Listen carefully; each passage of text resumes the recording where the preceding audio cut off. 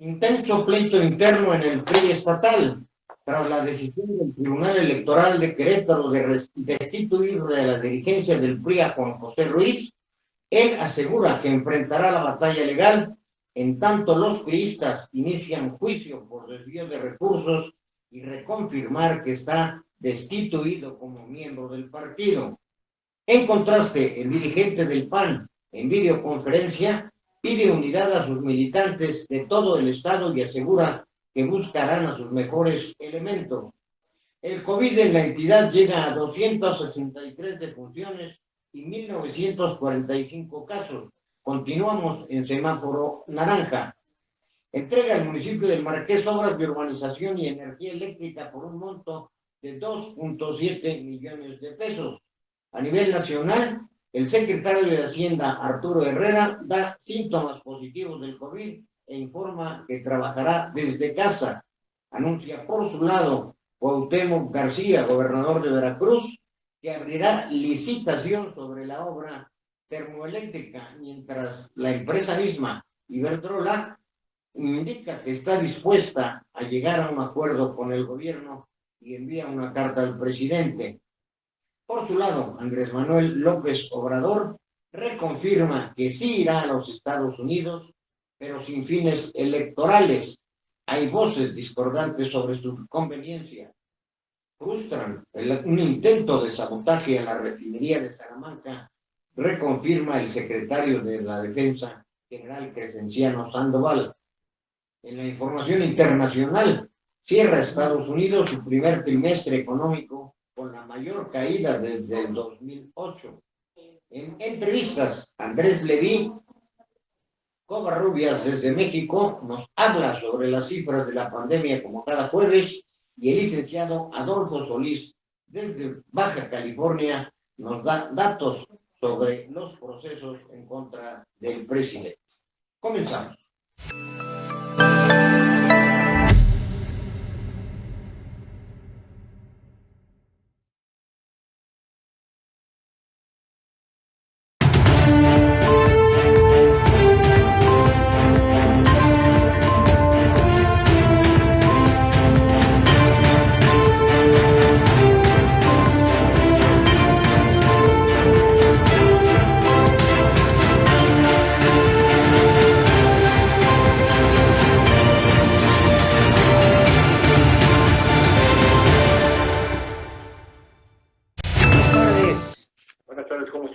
Pues aquí con estas fallas eléctricas creo que son generalizadas en todo el país y en todo el estado.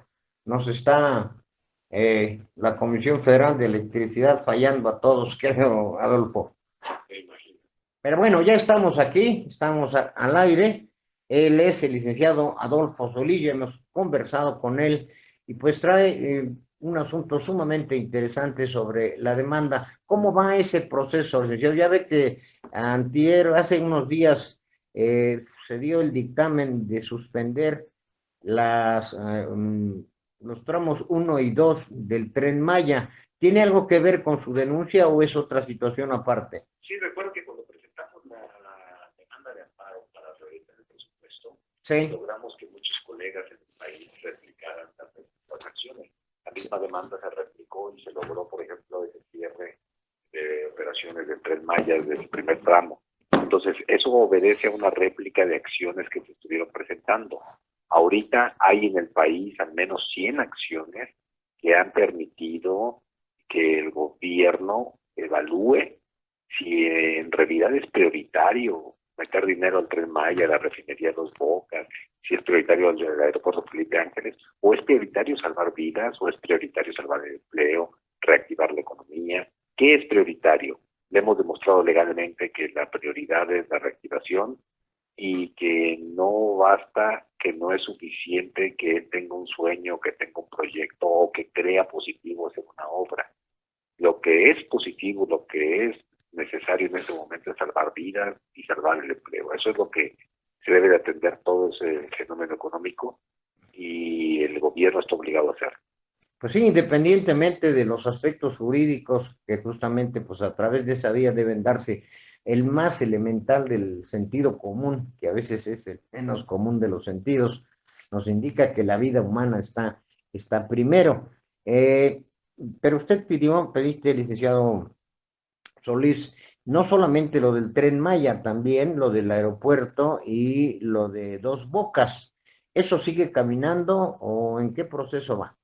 Sí, recordemos que las acciones legales se piden por una serie de obras. Es Ujú, el Tren Maya, la refinería de Dos Bocas, el corredor transísmico, ujú, y es la refinería, ujú, uno, el Tren Maya, ujú. dos, el corredor transísmico y el aeropuerto Felipe Ángeles. Exacto. Además de los programas de Jóvenes Construyendo el Futuro y un sexto elemento que son los ingresos por los fideicomisos públicos. Esos Ujú. 6 elementos son los que están en juego. Hay unos que implican mayor prioridad, por ejemplo, el tema de el frenado del Tren Maya, porque no solo se trata de un tema presupuestal, sino que se expone la vida a las personas, porque se pretende que se vaya a trabajar, además de la devastación forestal que se está generando, además del daño al ecosistema, también hay un daño que en plena pandemia se quiere que la comunidad que está contratada vaya y trabaje en este proyecto. Entonces hay temas de fondo. Sí, muy de fondo, licenciado. Precisamente por esta situación. ¿Y cómo ha sentido la reacción de la judicatura, de todo el sistema judicial en Pues esta, el, en el esta sistema tarea? judicial, desafortunadamente, ha estado desprestigiado a nivel nacional, ¿de acuerdo? ¿Sí? Hay poca confianza en el Poder Judicial. Hay algunas resoluciones que son como unos garbanzos de libra, hay algunas resoluciones como las que tuvimos aquí en Cali, como los que están en la Ciudad de México, como los que llegan a ver en Chiapas. Hay algunas resoluciones que pueden tratar de recobrar la confianza de los propios ciudadanos. Sin embargo, aún son pocas acciones las que el Poder Judicial está mostrando como para generar una credibilidad institucional. Hoy hay abogados como yo que creemos en las instituciones, pero hay mucho desprestigio en el interior del Poder Judicial, jueces que no hacen su trabajo, jueces que están cansados, jueces que son pro sistema, jueces que no leen, jueces que atienden temas de forma parcial hacia el gobierno. Hay una serie de distorsiones que sí se tienen que solucionar.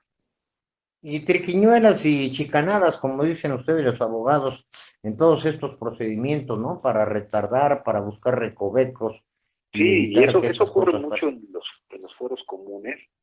Todos los juzgados del fuero común, es decir, los juzgados de los estados, a diferencia de los juzgados federales, todos los juzgados de los estados hay una alta adulteración de la impartición de justicia. Y esa alta adulteración implica que todavía se filtran expedientes, todavía se da dinero, todavía se recibe dinero, todavía se genera impunidad, todavía se hacen favores de jueces a litigantes, todavía se retrasan los expedientes, se extravían, se pierden, se ocultan. Es decir, el Poder Judicial a nivel de Estado está sumamente podrido y tiene que cambiar. Sí, y eso se llama en una sola palabra corrupción. Sí, claro, los juzgados civiles, los juzgados laborales, no se diga, todas las juntas laborales, es una cosa espantosa. Si hablamos de los juzgados familiares, ese es un tema verdaderamente espantoso, es un tema que se debe de alarmar uno, los asuntos que llevan de carácter mercantil, y no se diga los asuntos que se llevan de carácter penal, no se diga. Es ahí donde hay corrupción pura, y corrupción pura desde los ministerios públicos, desde todo el ámbito. Y eso no se ha acabado. La corrupción hoy está más ferviente que nunca. Yo Eso creo de que que ya no hay corrupción, eso de que este gobierno no la tolera, no, ese es un discurso dogmático del presidente, pero la corrupción no solo sigue, sino que se ha proliferado, se ha masificado, se ha hecho un ejercicio común, y los ministerios públicos son un claro ejemplo de esa corrupción. sí, definitivamente eso de decretar muerto al neoliberalismo y también por decreto decir que acabó la corrupción es un sueño guajiro. Licenciado, otro punto sumamente importante, usted que conoce de estos temas, a raíz de la confesión que hace el presidente de la República hace unos días, el fin de semana pasado, de que fue él quien dio la orden de la liberación de Ovidio después de ese episodio del Culiacanazo. Se ha hablado de que incurrió en un delito flagrante que está fallando al artículo 150 de el Código Penal y que pues está fallando también a la Constitución. ¿Procede ahí alguna demanda, algún juicio? ¿Tiene usted conocimiento de que alguien lo haya ya iniciado? Sí, por supuesto, hay acciones legales que se han iniciado, pero recordemos que no por la confesión de la semana pasada, sí, de que él liberó Ovidio, es que incurre en responsabilidad. No, la responsabilidad penal la incurrió desde el momento en que lo liberaron. El Estado, al momento de ser sumiso y justificar que protegiendo al bien mayor, que son las vidas, que son a las demás personas, obedeció a un sometimiento de la delincuencia, el Estado no puede ceder, el Estado no puede retroceder, el Estado genera Estado de Derecho. Y si en este caso el presidente permitió la liberación del delincuente, la pena es superior a los 10 años porque aquí hay agravantes y debe de responder. Y no solo el presidente, los secretarios que intervinieron y las corporaciones que lo hicieron. Todos incurrieron en un delito. La confesión que hizo la semana pasada simplemente es una confirmación de la comisión del delito. Pero la existencia en la comisión del delito se dio desde el momento en que se sometió el Estado a la delincuencia. Pese al argumento que sea, pese al tutelar un bien mayor, ellos no se dan cuenta que el bien superior es el Estado mexicano, toda su población. Ese es el bien superior, ese es el bien jurídico tutelado. Y las decisiones se debieron de haber tomado. Pero no se ha tomado nada, no tenemos procedimiento alguno, o sea, se supone, incluso hay quienes dicen que pues esto es una situación de facto, de hecho, que ya la Fiscalía o la Suprema Corte de Justicia de la Nación debieron haber iniciado procedimientos. Sí, claro, es un tema oficioso, es un tema que la Fiscalía General de la República, y por eso hay una ola de amparos que ya están en marcha en contra de la omisión de la Fiscalía de integrar una carpeta de investigación para demostrar las causas de la liberación. Para que la población lo entienda, nadie, llámese el Estado mexicano, está autorizado para liberar a un delincuente por delitos contra la salud. Nadie puede hacerlo. Con el pretexto de que me hicieron presión, con el pretexto de que eran muchos, con el pretexto de que querían amenazarnos, con el pretexto de que nos iban a hacer daño. No hay pretexto. El Estado es el Estado. El que impone las reglas de civilidad es el Estado. El Estado no puede retroceder, porque de lo contrario, cada delincuente, con el propósito de ser liberado, va a amagar al Estado. Entonces el Estado no puede retroceder porque el bien jurídico tutelado no son los conflictos de esa región, son los conflictos del país. Y el haber liberado, al haber cedido, eso le abrió la puerta a toda la delincuencia de todas las regiones, de todos los grupos, para que todos sometan al Estado. Y en caso de que no se someta, ahora sí va a haber una verdadera matanza, masacre, va a haber cuestiones que son sumamente peligrosas. Las está viendo. Yo consulté a un compañero jurisconsulto de aquí, obviamente para esta entrevista, y en la tarde va a estar con nosotros en el programa de análisis más allá de la noticia, a ver si allá en Baja California también nos siguen, porque él me hablaba que la única manera de enjuiciar al presidente es por traición a la patria. Sí, traición a la patria y delitos graves, pero eso es durante su encargo. O sea, el hecho de que no sea delito grave o traición a la patria, no significa que no se le procese. Se procesa y cuando deje su encargo, se le detiene, ¿de acuerdo? Eso entonces, ya debería haber pasado, ¿no? Por supuesto. El hecho de que se inicie la carpeta de investigación y todo lo demás no puede soslayarse. Si no es un delito grave y si no es un tema de traición a la patria, como lo dice el 108 de la Constitución Federal, no se puede separar al presidente de la República, ¿de acuerdo? Pero eso no significa que use de impunidad. Eso no significa que él no cometa otros delitos del orden común. Él está obligado a responder y a reparar, obviamente, el daño con el proceso penal acusatorio que se debe de instaurar en su contra. ¿Y eso va a pasar? ¿O... Eso va a pasar, eso sin duda va a pasar. Las acciones legales ya están por cientos de grupos, cientos de abogados, cientos de organizaciones para presentar los amparos precisamente por la omisión que cometió el presidente de la República en liberar a esta persona y en particular por la omisión de la Fiscalía de no integrar la carpeta de investigación. ¿Y en cuanto a tiempos, licenciado? No, pues eso depende muchas veces de los jueces federales. Primero que ordenen la integración y una vez integrado el expediente se va a tener que hacer una pequeña pausa hasta que él deje su encargo para procesarlo. Bueno, y ahí vienen las maniobras dilatorias. Licenciado Adolfo Solís, yo le agradezco muchísimo este enlace hasta Baja California. Le agradezco pues que de alguna manera sea ya parte de nuestros asesores y que tenga usted un procedimiento en el que creo que muchos mexicanos lo respaldan. Finalmente, ¿qué opina de las marchas y de esta que se va a realizar el próximo fin de semana? La presión social también puede contar para pues impedir que se siga haciendo tanto daño a la nación. Bueno, las marchas son un derecho constitucional, están consagrados en el artículo 9. No pueden ser objeto de vejaciones ni de intimidación.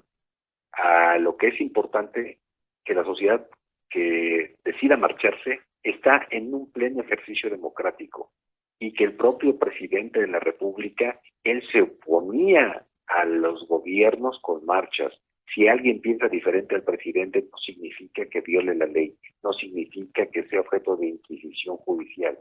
Simplemente está en un ejercicio democrático de hacer valer su derecho de asociación para efecto de manifestarse en contra de una política, de una ideología. Los únicos que tienen vedado ese derecho son los extranjeros. Entonces, yo veo muy positivo que toda la población se manifieste, toda la que esté inconforme lo haga, y no puede haber una represalia, no puede haber una amenaza, no puede haber una acusación, porque es un pleno ejercicio constitucional. Siempre y cuando se haga de manera pacífica, se puede generar un efecto positivo para el país. Pero tiene que haber los dos caminos paralelos, las acciones judiciales y la presión social, licenciado. Sí, eso es definitivo. La presión social sin acciones legales o viceversa no sirven de nada. En un país que pretende evolucionar, como el nuestro, se requieren ambas acciones conjuntas para que pueda funcionar. Licenciado, agradezco mucho este enlace que me haya recibido la llamada hasta Baja California y seguimos en contacto para mantener a la población informada. No, hombre, es un placer. Les mando un fuerte abrazo a todos. Muchas gracias, licenciado. Igualmente, hasta luego. Chao, bye bye. Bien, vamos rápidamente al video del día. Esto tiene que ver con los asuntos locales. Hoy es día de una información de muchas controversias. Vamos a pasarles el video del día con la cuestión del PRI. Más adelante verá la situación del presidente y su viaje, ya no su presunto viaje a los Estados Unidos, y el giro que puede dar la situación de la obra en Veracruz. Por lo pronto, vámonos con este video que subió el propio Juan José Ruiz a sus redes sociales y que mete al PRI local en una vorágine. Adelante con las imágenes. Hace unos minutos, el Tribunal Electoral me ha restituido como presidente del PRI en el estado de Querétaro. Yo ayer lo comenté. La inhabilitación temporal de mis derechos partidistas la hicieron porque sabían que habría de ganar esta batalla, que hoy ya es una realidad. Nosotros estamos planteando poder defendernos en la próxima etapa, que tiene que ver con restituir mis derechos partidistas, para poder ya acceder de manera definitiva a lo que hoy el Tribunal Electoral decidió, que se me restituya como dirigente en el estado de Querétaro. No queremos más que hacer un bien por el partido, por el PRI, en el estado de Querétaro. No queremos más que trabajar en favor de la ciudadanía, y es por eso que estamos dando la batalla en favor de la verdad y de la legalidad. Nada más. Hoy quedan sin efectos cada una de las acciones que se tomaron a partir de mi destitución y yo espero que en pocos días podamos anunciar también el triunfo en la batalla electoral que tiene que ver con la posibilidad de poder acceder al cargo para el que fui electo hasta abril de 2021. Muchas gracias.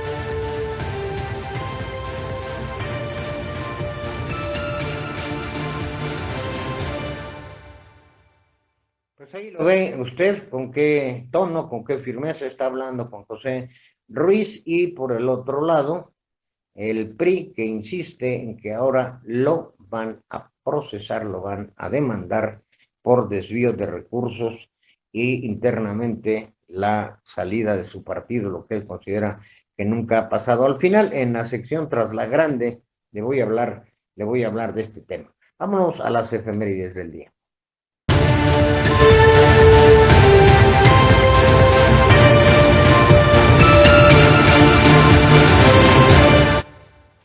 En un día como hoy, pero de 1678, en la Universidad de Padua, la aristócrata Elena Cornaro Piscopia es la primer mujer que recibe un doctorado de filosofía. En 1876, en Estados Unidos, el ejército es derrotado por los indios Sioux. En 1948 da comienzo el bloqueo de Berlín. En 1967 se transmite el primer programa mundial vía satélite. En 1993, Kim Campbell es elegida líder del Partido Conservador de Canadá y se convierte en la primer mujer ministro de Canadá. Estas fueron las efemérides del día. Gracias.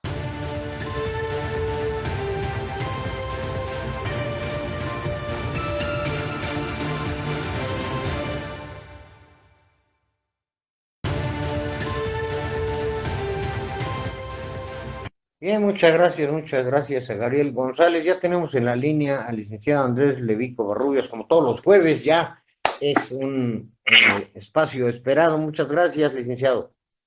Hola, ¿qué tal, Juan? Muy buenas tardes. Mucho gusto en estar con ustedes. Bien, pues tuvimos aquí problemas con la Comisión Federal de Electricidad. Yo creo que ya hay que correr a Barle porque nos quejamos de cortes a todas horas y por todos lados. Pero bueno, vámonos al tema. Estamos en esta situación, ya tenemos aquí listas las imágenes que previamente nos hizo llegar sobre el comparativo con otros países sobre el manejo de la epidemia. Si eres tan amable, licenciado. Cómo no, con mucho gusto. Sí, esta semana empezamos por preguntar a la gente sobre cómo veían el manejo que se estaba haciendo en México de esta epidemia con respecto a lo que se hace en otros países y pues bien pensar en lo que quiera de ejemplo, ¿no? Sí. Y nos dice un 39% que es igual el manejo y a un 20% más que incluso podría ser mejor. Entonces, esto nos da, pensando en el igual como positivo, por la índole de la pregunta, pensaríamos que más de la mitad está contenta o satisfecha con el manejo que se está dando, mientras que hay una tercera parte, un 33%, que sí ve crítico que es peor el manejo en este país.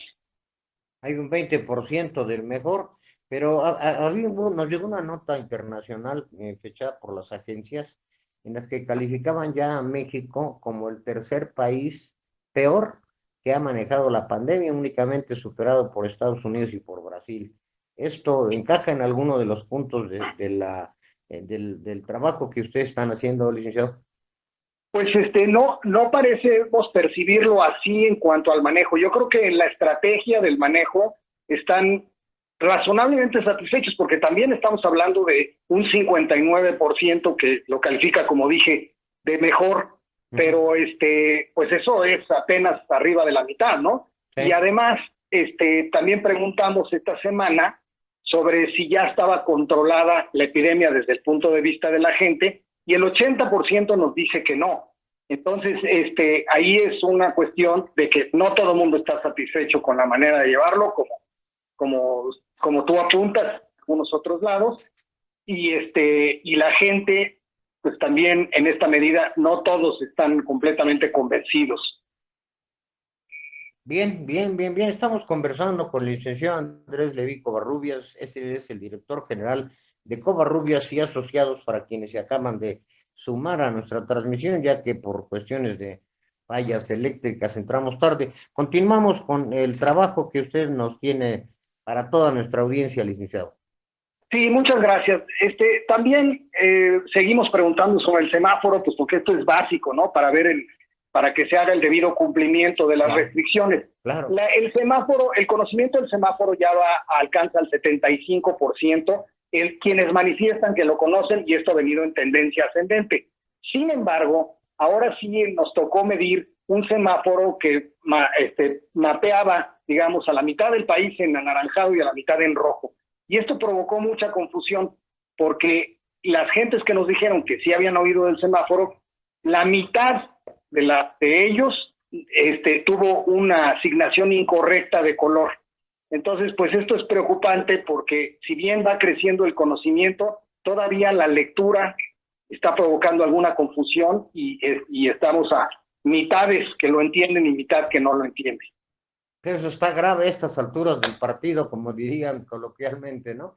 Yo creo que sí, que no es bueno, no se está produciendo mucha confusión, y creo que también está unado a este asunto de que hay un manejo estatal también en algunos lados, aparte del semáforo. Entonces, yo creo que la gente está confundida entre qué debe de tomar como punto rector. Nosotros lo estamos haciendo contra el semáforo nacional para poder hacer los comparativos en todos los estados. Eso es. Sin embargo, yo creo que sí hay una confusión. Y también a ese efecto, preguntamos si la gente ya está empezando a salir, cómo lo sienten, que si la gente por donde andan ya está empezando a salir.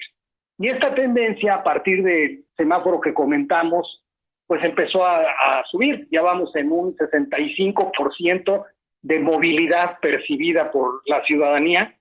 Y en la zona centro, en el análisis de esto, ahí donde andan ustedes precisamente, se percibe una mayor movilidad, un 74% de movilidad.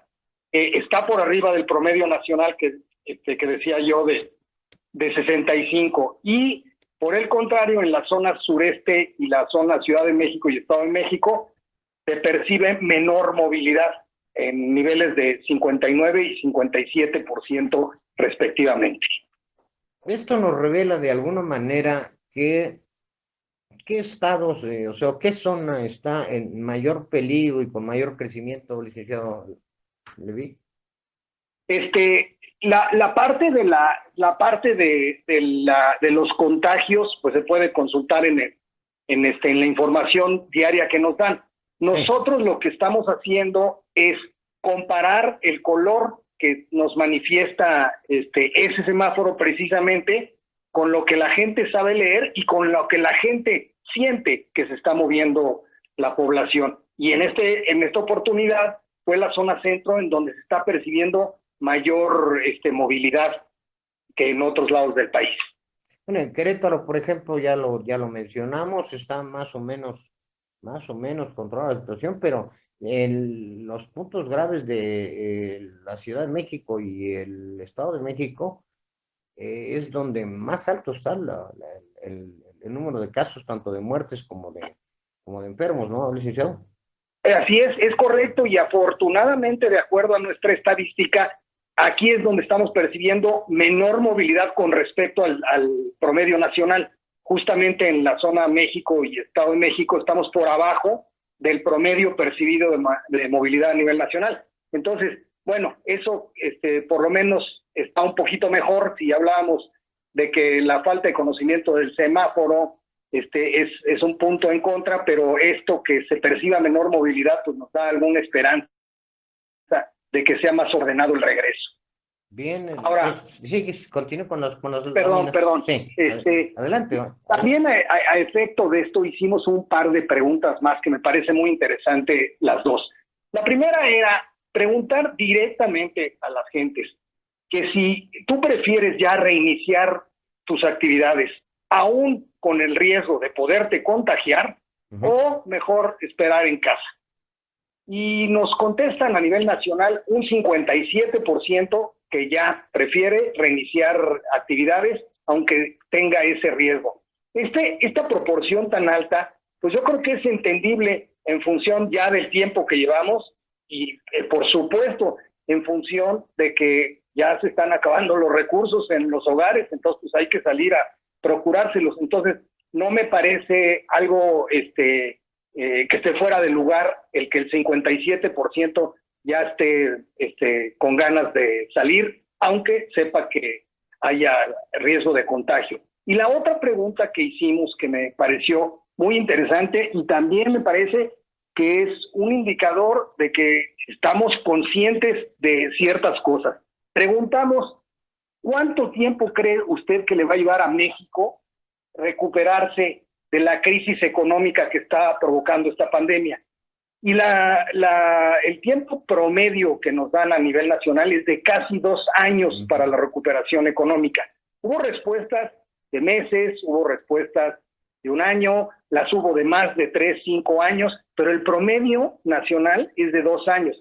Esto me habla de cierta conciencia de que pues, la solución a la crisis económica que ya veníamos y que se agravó por la epidemia, no es mágica, no es de un día para otro, y creo que hay bastante conciencia en esto. Y en el análisis por edad vemos más optimismo en el grupo de 36 a 45 años, que lo ven como para 1 año y medio en promedio, y menos optimismo en el grupo de 46 a 60 años, donde ven una recuperación que llegará en más de 2 años. Esas son las 2 preguntas que metimos al respecto de todo este asunto de el semáforo y salir o no salir, para un poquito soportarlas en ese sentido. Muy interesante. La siguiente es en relación al doctor Hugo López-Gatell, ¿no, licenciado? Así es. El doctor López-Gatell, en resumen, y lo digo rápidamente, había tenido un crecimiento hasta nuestra semana 6, digamos, y después empezó con un descenso en la aprobación que se detuvo hace 2 semanas, y de hace 2 semanas para ahora vemos que se ha mantenido su nivel de aprobación por encima del 50% y ya de manera estable. Y la otra forma de medir esto, un poco la aprobación, lo medimos con la pregunta de qué tanto crees a lo que informa diariamente. Y encontramos que el 34% dice que algo cree y el 18% que mucho. Si sumamos estas 2 cantidades nos dan un 52%, pero ¿qué quiere decir? Que estas personas que están manifestando que tienen algún grado de credibilidad en lo que dice, pues son ese grupo que está aprobando la actuación. O sea, la calificación de lo que creen es muy similar al nivel de aprobación. Ahora bien, no hay que descartar que hay un 45%, no poca cosa, de personas que manifiestan que le creen poco o nada, o de plano no saben ni qué opinar porque ya están totalmente confundidas. Esto representa un 45% y pues no es bajo, ¿no? Claro, no, de ahí se reflejan los memes en las redes. La siguiente pregunta que formularon fue en relación con los gobernadores, que también me parece muy interesante, licenciado. Sí, también con los gobernadores, como tú bien sabes, hemos llevado el seguimiento semana a semana de cómo están siendo evaluados, y esta semana nos encontramos un aumento en la desaprobación.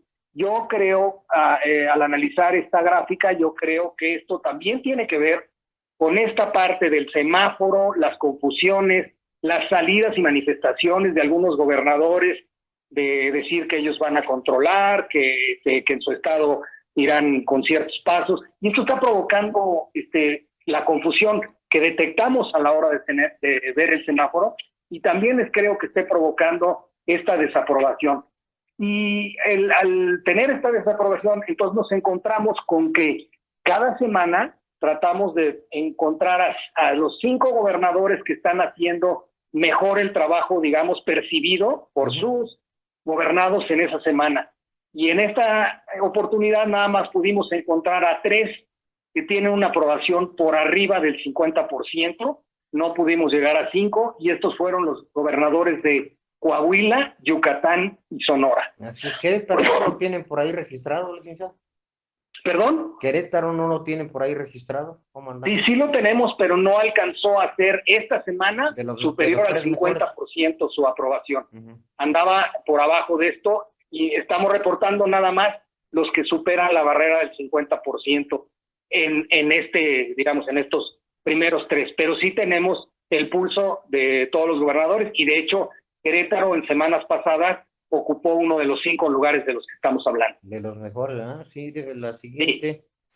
Sí. Eso. Es que está haciendo variable, es decir, cada semana pues hay una opinión diferente, claro, de acuerdo a lo que se esté haciendo, de acuerdo a cómo me fue en la feria, ¿no? Yo diría, ahora sí que como tú dices, como dicen por ahí, depende de cómo nos fue en la feria. ¿Quién habla cómo le va en la feria? Sí, pues estamos hablando con el licenciado Daniel Leví Covarrubias de Covarrubias y Asociados, que es una de las 3 más importantes agencias de investigación y de las más confiables. Tenemos en la siguiente lámina la mayoría de la proporción que percibe asuntos relacionados con la policía, licenciado. Sí, este es muy interesante porque, bueno, tuvimos en algún momento, y no ha dejado de estar presente, claro, tuvo su clímax anterior, asuntos de que había abusos policiales para hacer el cumplimiento de las medidas de salud. Uh-huh. Se denunciaron varias cosas, de lo cual pues tú estás mucho mejor informado que yo, ¿verdad? Pero justo queríamos medir cómo la gente lo percibe, ¿sí? Qué tanto permeó, digamos, estos supuestos abusos, porque no sabemos bien a bien si lo fueron o no lo fueron, y encontramos que la gente en proporción de 2/3 partes, es decir, 66%, no está percibiendo actos de abuso de las autoridades para el cumplimiento de las medidas sanitarias. Hay casi un 30%, es 28% para ser exacto, que sí lo percibe, pero es mayoritaria la proporción que no lo percibe así. Sí, lo que pasa es que cuando esto ocurre, pues obviamente junio, llevo 4 días de verme. Lo hacemos notar más, pero en general la población lo percibe en ese sentido, estoy de acuerdo. Muy bien, licenciado, sí. Adelante con esta encuesta fue del 12 al 18 de junio, ¿verdad? Sí, así es. Es en el tiempo en el que tomamos la información y ahora se lo estamos presentando. Ahorita ya estamos tomando la información para la que sigue, que con mucho gusto presentaremos el próximo jueves. Si me permites nada más apuntar de una pregunta más que tenemos sí, que tiempo, está muy interesante decir, adelante con esta es la última de las láminas que nos presentó esta semana, por favor, Andrés. Muchas gracias, Juan. Es muy interesante porque, dadas las condiciones que hablábamos hace rato y el tiempo que llevamos en este confinamiento, preguntamos con qué frecuencia están haciendo el resurtido, digamos, en los hogares de los alimentos y la despensa. Y nos encontramos que la proporción más alta es la que nos manifiesta que una vez por semana, estamos hablando del 42%. Uh-huh. Nosotros, por estudios previos que hemos hecho para otros clientes, teníamos que la proporción más alta era que se hacía 2 o 3 veces por semana, lo cual tiene sentido en la medida en que pues el dinero va llegando y como va llegando lo vamos destinando a esto. Ahora se está destinando en mayor proporción una vez a la semana. Esto quiere decir que pues sí, nos estamos apretando el cinturón y entonces estamos tratando de hacer rendir esto y yendo con menor frecuencia al surtido. Y además, también hay un cambio, digamos, en los lugares en los que se están surtiendo de estos productos básicos, porque ahora el supermercado, el mercado y la miscelánea de abarrotes son los lugares en donde la frecuencia nos dio más alta. Uh-huh. También apunto que por estos estudios previos, los tianguis, la central de abastos y los abarroteros al mayoreo, estos lugares en donde se comercian los productos a menor precio, normalmente tenían unas proporciones mucho más altas. Uh-huh. Y creo que también esto tiene que ver nuevamente con esta forma de que estamos espaciando la asistencia a los centros de abasto, pero también tiene que ver con la situación. La disposición de dinero, ¿no? Que tiene la familia, que tiene la gente. Sí, y también con la situación de que los centros de abasto al mayoreo, Ujú. pues tienen problemas de que la gente está muy cercana, no hay medidas de sana distancia y yo creo que en alguna manera están tratando también de evitar los contagios por esa vía. Voy a dejar una pregunta en el aire, licenciado, para la semana que entra. ¿Qué, Sí. en estos estudios ustedes podrían de paso ver en qué tendencia tiene en cuanto a la existencia en supermercados? ¿Podemos a corto, mediano o largo plazo prever que pueda empezar a haber desabasto? Se lo dejo ahí para que nuestra audiencia se nos quede interesada en esto. ¿Te parece bien, Andrés? Me parece muy bien, de hecho te comento que en semanas previas hicimos esa pregunta Ujú. y no se percibía desabasto, también había una alta proporción, mucho más de la mitad, que nos decía que no había desabasto, pero con gusto vemos de incorporarla para informes posteriores, con mucho gusto, Juan. Andrés, te agradezco mucho, esta información es muy valiosa, vamos llevándole una secuencia y nos vemos el jueves, esperemos que no tengamos apagón. Así lo esperamos, también lo digo de aquí por mi casa. Muchas gracias, cuídense mucho. Igualmente, licenciado Andrés Covarrubias de Covarrubias y Asociados, el director general, ya lo tenemos aquí todos los jueves. Bien, vámonos rápidamente al noticiero, porque aparte de la entrada tarde por esta situación de la energía eléctrica, y seguro si le queremos hablar a Marlet, pues no vamos a poder localizar nunca, porque pues, quién sabe en cuál de sus casas ande, ¿no? Para empezar. No, pero ya hablando en serio, reportan cada vez más dos cosas: los cortes de luz eléctrica y el elevado costo de del servicio de luz, desde la clase más baja hasta evidentemente las grandes empresas, algo con lo que hay que tener mucho cuidado. Bien, pues vámonos a la información nacional e internacional.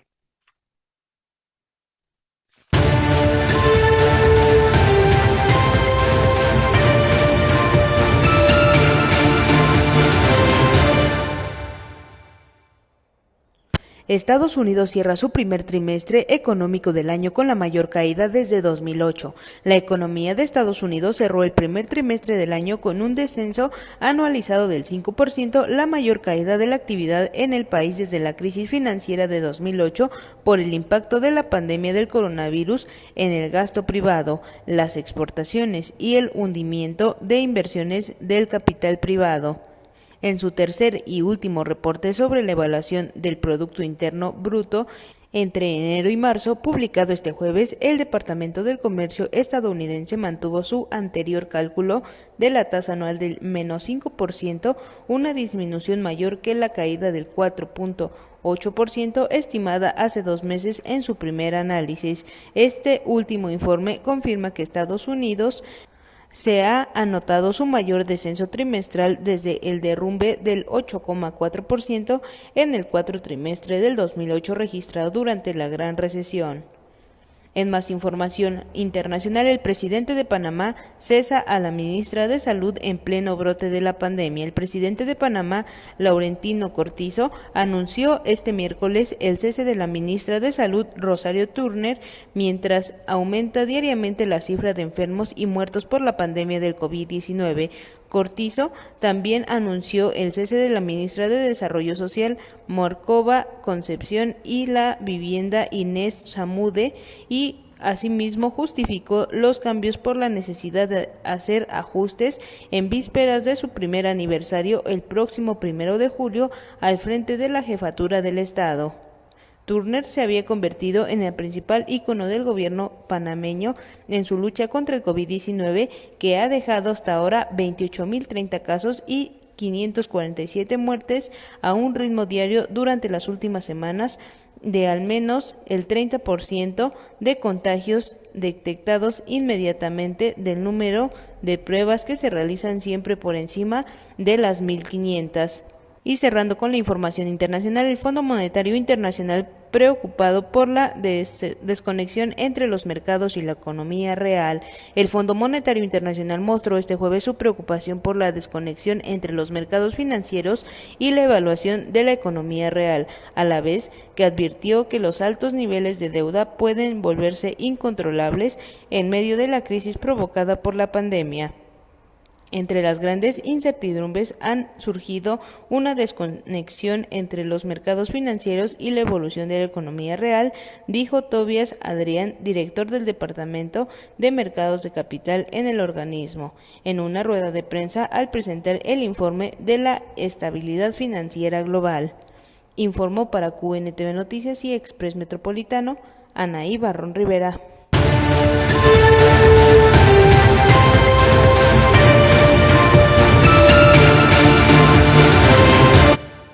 Esta es la información nacional. La reactivación económica en Ciudad de México será difícil sin apoyo a empresas. Las metas del plan de reactivación económica que presentó el gobierno de la Ciudad de México serán difíciles de cumplir si no se generan esquemas de apoyo a las compañías y si la administración federal se mantiene ajena, advirtieron empresarios de la capital del país. Este miércoles, la jefa de gobierno de la Ciudad de México reveló que a partir de una inversión de 25,000 millones de pesos en obra pública y de 50,373 millones de pesos para la construcción en el sector privado, establecer 987,000 empleos. Apuntó que entre las medidas que se deberían de implementar de apoyo a las compañías está un reacomodo en la estrategia fiscal, con lo cual se debería aligerar la carga social como el cobro del impuesto sobre la renta, ISR, así como una reducción o condonación del impuesto sobre la nómina durante los meses que dure el reinicio de actividades. Por su parte, Coparmex va por acuerdo nacional sin López Obrador para salir de la crisis. El presidente de la Confederación Patronal de la República Mexicana, Coparmex, Gustavo de Hoyos, aseguró que ante la falta de comunicación con López Obrador se buscará un acuerdo nacional sin el mandatario. El dirigente de la Coparmex explicó que es necesario establecer un salario mínimo garantizado, un bono y un seguro de desempleo con una inversión equivalente a 1% del Producto Interno Bruto. Por su parte, López Obrador dijo ayer que ya tocamos fondo en la pérdida de trabajos formales, que en lo que va de junio suman 85,000, aunque no habló sobre los trabajadores de la economía informal que sufren los mayores estragos de la desaceleración económica por la pandemia de COVID-19, que hasta ahora acumula más de 24,000 muertos en el país. La economía trajo un 1.2% en el primer trimestre, su peor caída en casi 11 años, y el Fondo Monetario Internacional proyectó el miércoles que el Producto Interno Bruto mexicano caerá un 10.5% en 2020 por los efectos de la emergencia sanitaria. En más información, reconoce Ejército desgaste por multitareas. La Secretaría de la Defensa Nacional, Sedena, reconoció que el desempeño multifacético del Instituto Armado con la realización de distintas tareas en el país ha traído desgaste a sus elementos y una afectación a su vida familiar. En el programa sectorial de la Sedena 2020-2000, el Diario Oficial de la Federación sostiene que ante esta problemática se requiere impulsar un liderazgo que propicie la disciplina militar y privilegie la moral del personal y el bienestar de sus familias. Esta situación implica que las y los militares se encuentren disponibles para ser desplegados por periodos prolongados en las principales áreas que requieren un enfoque de mayor atención. El incremento de estas exigencias inherentes a la vida militar ocasionan que los soldados vivan alejados de sus derechohabientes por meses, sustituyéndolo de fechas importantes en el ámbito familiar o incluso su integridad física o su vida por la realización de las actividades que desempeña. Informó para Noticieros QNTV y Express Metropolitano, Gabriel González.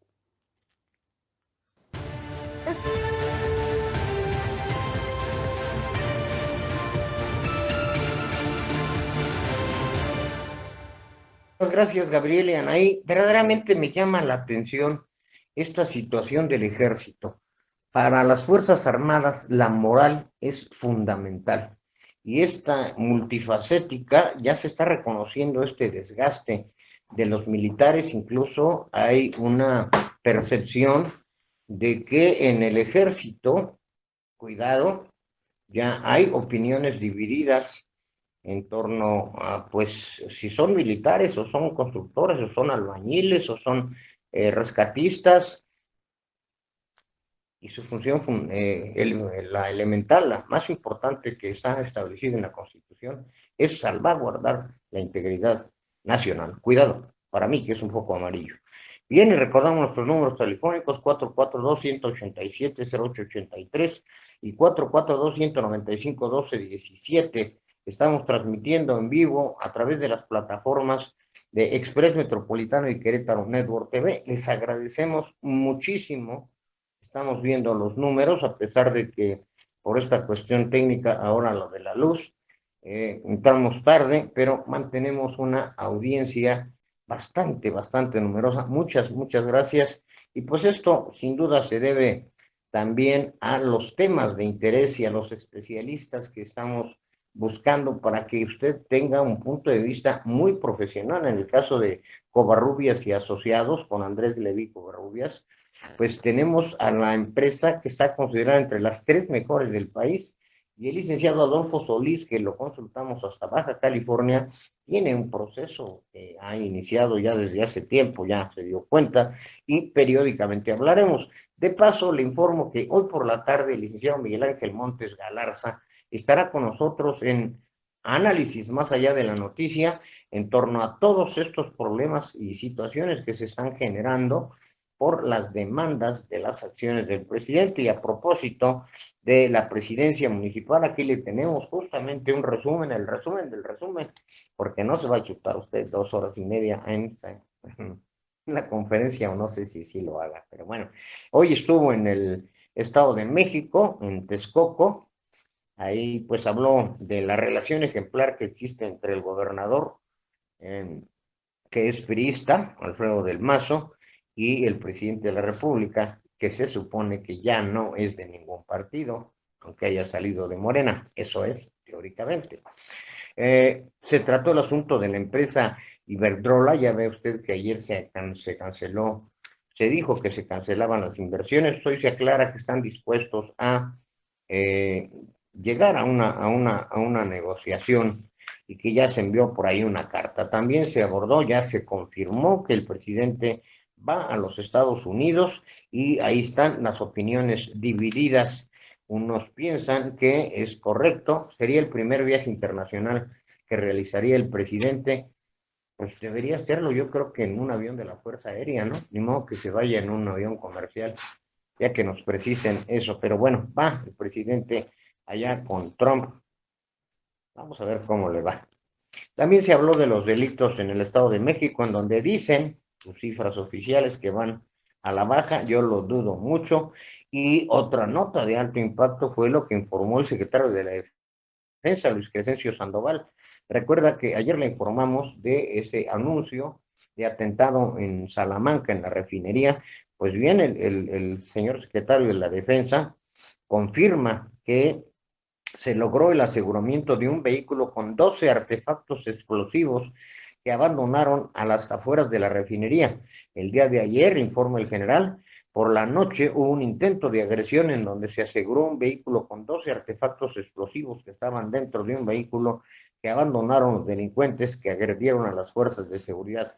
No ha habido otra cosa, pero sí se han tomado medidas para garantizar la seguridad de las instalaciones estratégicas que tiene el Estado. Lo que nos faltaba, actos de terrorismo.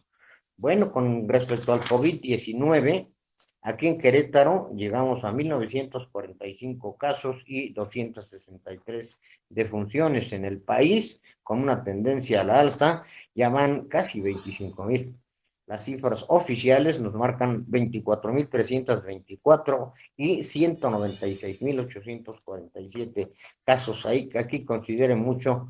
Incluso les recomiendo que vuelva a ver la parte de la encuesta de Covarrubias, para que relacione una situación con la otra, el número de casos, la gente que está saliendo, etcétera, y en el mundo la cifra del terror, 9.425.626 casos, con ya 483.350 defunciones. Y hoy en la noticia les informamos que con semáforo en naranja se incrementó en un 4.2% el tráfico vehicular en la capital. El tránsito aún se mantiene por debajo de los días previos al inicio de la contingencia por el COVID-19, según reporta la Secretaría de Movilidad. Una vez que el semáforo epidemiológico cambió a naranja, el flujo vehicular continúa por debajo del 25% respecto a lo registrado antes de la contingencia sanitaria. A mí se me hace que es un poco más, pero bueno, este es el informe oficial del director de gestión para la movilidad del municipio de Querétaro, Gerardo Ríos Quesada. El funcionario explicó que en general la reducción del tránsito vehicular ha sido del 30% respecto a la tercera semana del mes de febrero, cuando no había contingencia a causa del COVID-19, presentándose un incremento del 4.12% del tráfico en la capital a partir de la tercera semana de junio, cuando se dio la reactivación de la actividad de las actividades esenciales. Le podemos cerrar en números gruesos, es decir, 30% menos del volumen vehicular normal, tomándose como semana base. Sin embargo, la semana 3 de junio ya se observó un ligero incremento de un 4.12% con respecto a la semana base, señaló el funcionario. Yo percibo, y por otros datos, que esto ya es superior a ese porcentaje, pero bueno, esa es la información de hoy. También tenemos, le informamos al principio de esta bronca que trae el Partido Revolucionario Institucional, y en contraste, ayer el presidente del Partido Acción Nacional, Agustín Dorantes, sostuvo una videoconferencia con toda su estructura en todo el estado, y pues él nos habla de que hay armonía, hay unidad, y que ya se encuentran en el proceso de buscar los mejores hombres, los mejores perfiles. Es la diferencia entre estar bronqueados, y vaya que yo creo que este pleito va a estar fuerte y duro, y mientras avanza el tiempo. Vámonos con los deportes y nuestro buen amigo Rodolfo Ramírez, el licenciado.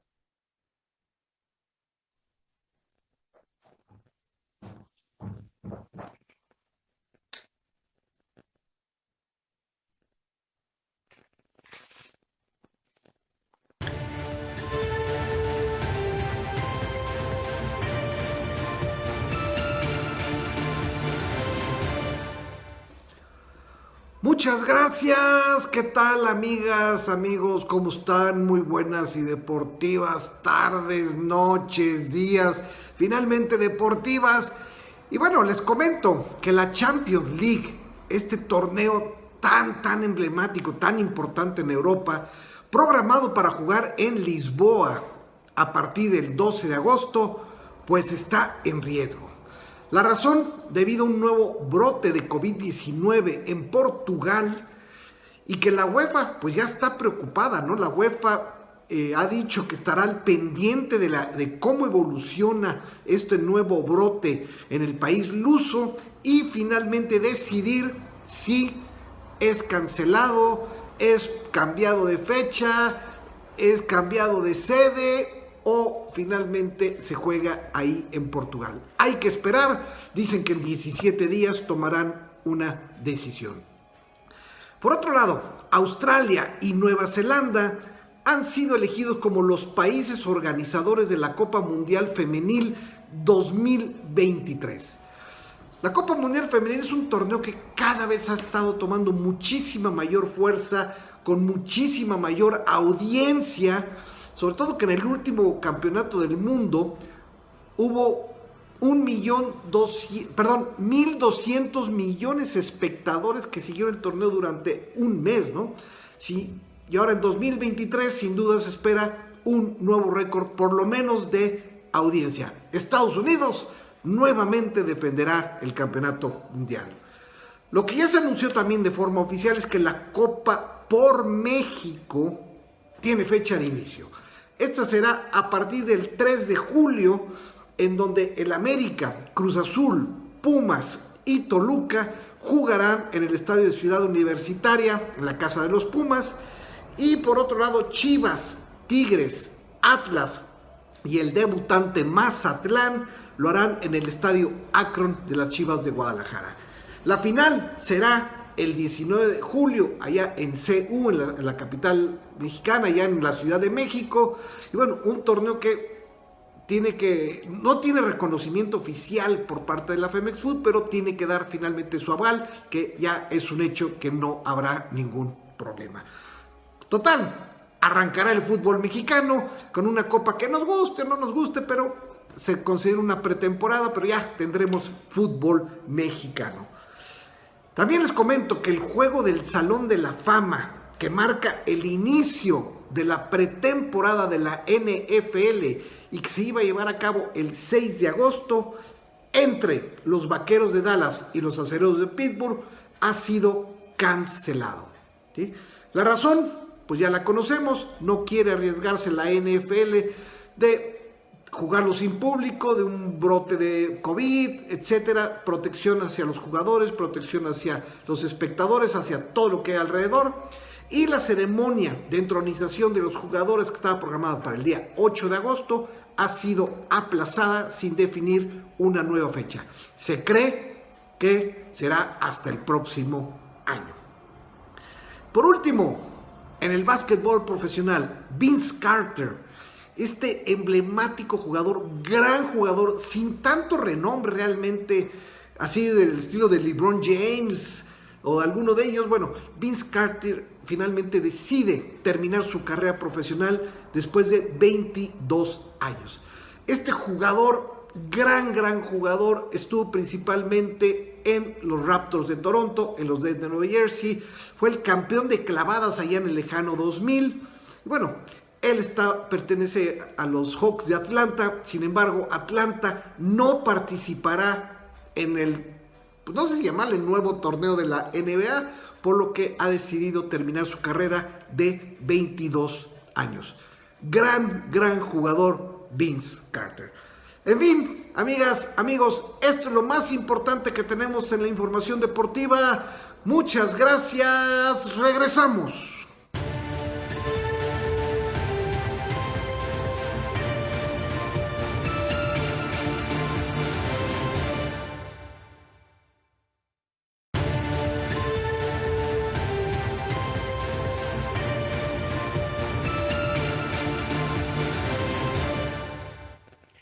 Muchas gracias. Bien, también les agradecemos mucho, les comentaba yo, de la lealtad, la fidelidad de nuestra audiencia, pese a los problemas técnicos. Ayer lo tuvimos con el internet, hoy con la luz, pero bueno, como los aviones, nos reparamos en el aire.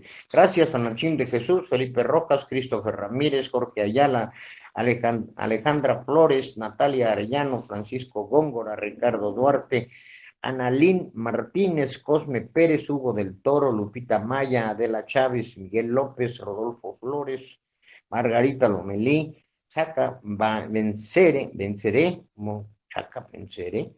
RS Luciano, Ana Ayala, Hans Kramer, Claudia Alcázar, Sergio Reina, Héctor Páez, Marta Guerrero, subiendo nuestros números. Muchas gracias, creciente nuestra audiencia. Recomiéndenos, por favor.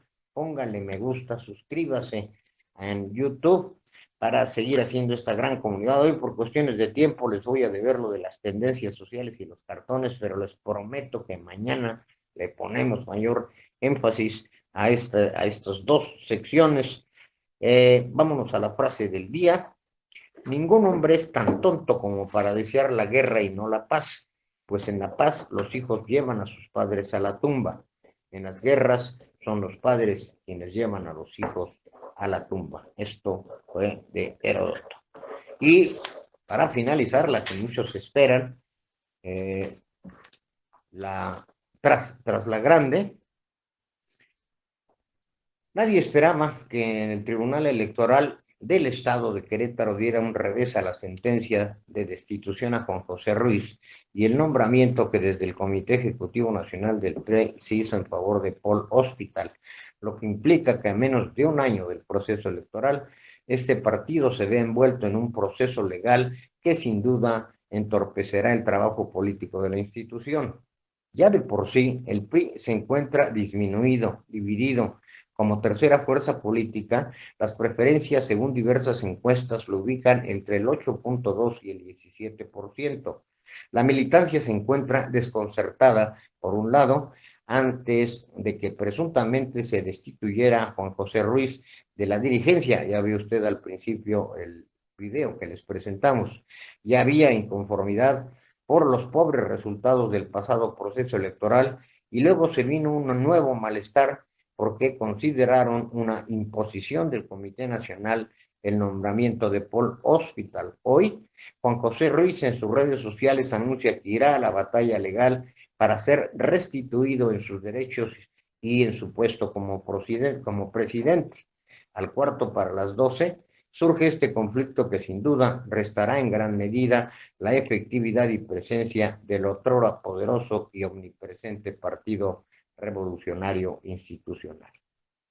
Nos vemos mañana, recuerde, con la cápsula de don Héctor, también, hoy por la tarde a las 6, con Miguel Ángel Montes Galarza, no se la pierda porque va a analizar si proceden o no las denuncias, las demandas contra el presidente de la República, un análisis jurídico de un experto, y pues yo lo dejo con Anaí Barrón y el estado del tiempo. Ayer era día de San Juan y no llovió, hoy amenaza la lluvia, pero todavía no baja. Ya está, me están diciendo que ya se soltó. Qué bueno, siempre la lluvia es benéfica. Y Anaí Barrón nos dará detalles de eso. Yo le doy las gracias, su preferencia reiteradamente, ya que a pesar de las fallas técnicas totalmente fuera de nuestro alcance, pues está usted con nosotros y nosotros estamos con usted, por usted trabajamos. Muchas gracias y se está comiendo provecho.